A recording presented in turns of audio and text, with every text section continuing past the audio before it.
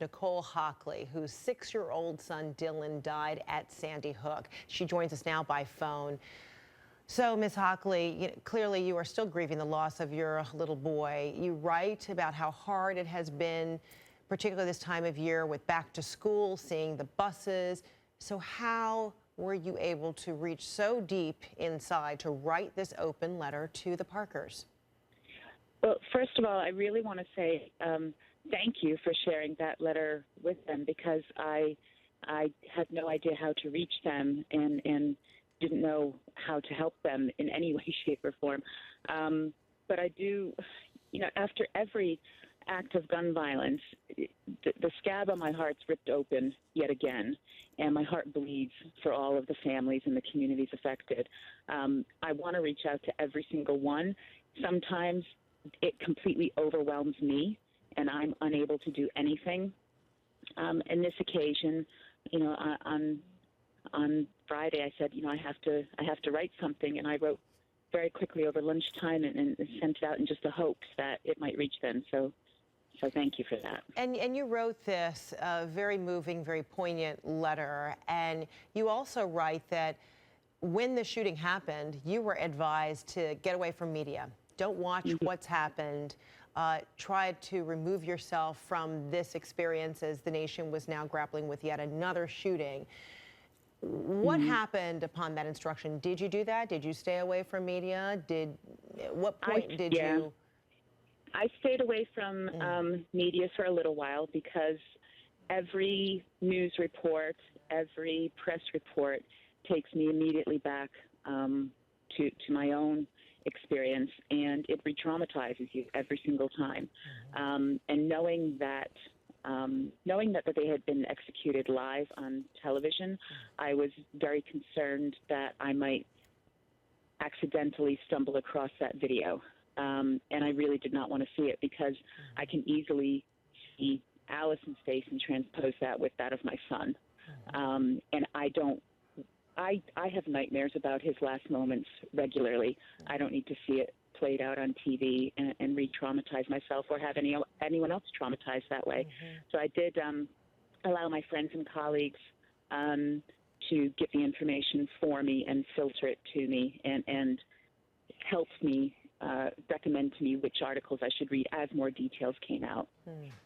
You also write that, Sandy Hook was a catalyst that started significant change. And I'm quoting you now from your letter, that more people are discussing gun safety.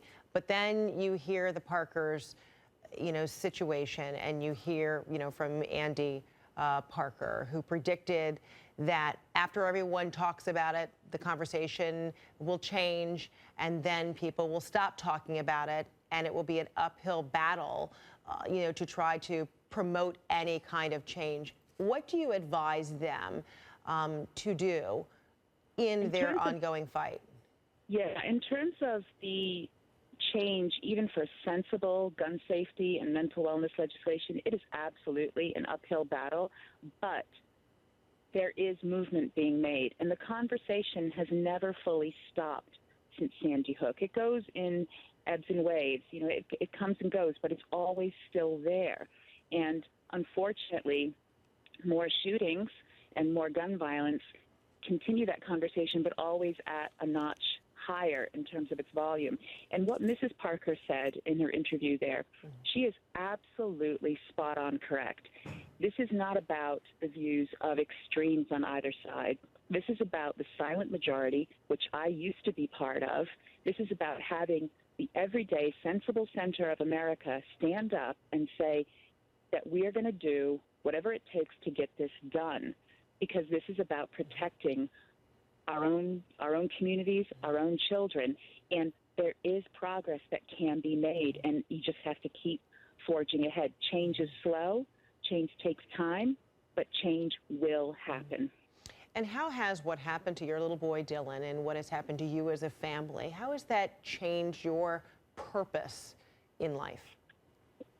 Well, before Dylan was killed, I didn't know anything about gun violence in America. I admit I didn't even know who the NRA was. This was not on my radar whatsoever back in 2012.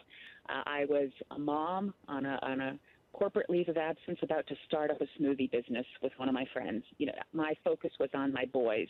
We had just returned to the States after I'd been away for a number of years, and I just wanted to get them settled. And now there's really nothing of my former life that is similar. I mean, I'm still me, but there's a very different me. My personality has changed. The optimist that I once was, she's still in there somewhere, but there's a lot more realism now, and I don't plan as much in the future as I used to. I had a plan for life. I knew what I wanted to do, and I had goals for my boys, and now everything is much more unclear.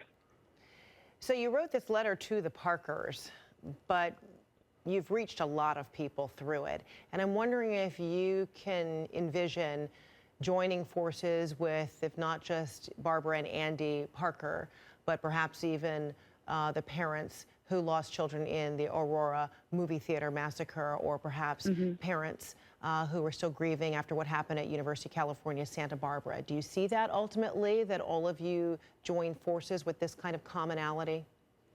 Without a doubt. And there are I have had good contact with some of the families from Aurora, such as Sandy and Lonnie Phillips. I count them as friends. I've met Richard Martinez. We're all on the same path, but we're all going about it a slightly different way. After the first 6 months of losing Dylan, I focused on background checks. That was my first big step. And when it failed in April 2013, I learned a hard lesson that policy and politics aren't really what changes the country. It's the hearts and mind of people. And I decided, although I still advocate for gun safety legislation and mental health and wellness legislation on a regular basis, I decided with Sandy Hook Promise, the organization that I lead, along with other families who lost their children and loved ones at Sandy Hook, we decided that our mission was to get ahead of the violence. What could we do more upstream to help prevent violence before it happens? And that's our sole. That's our primary focus. Rather than focus on the firearm, let's focus on what we can do to prevent, to get help for people and prevent the wrong people from accessing firearms. All right, Nicole Hockley, thank you so much. Our hearts continue to be with you and so many of the other parents from Sandy Hook, and of course to the family of the Parkers, as well as to the Wards. Thanks so much.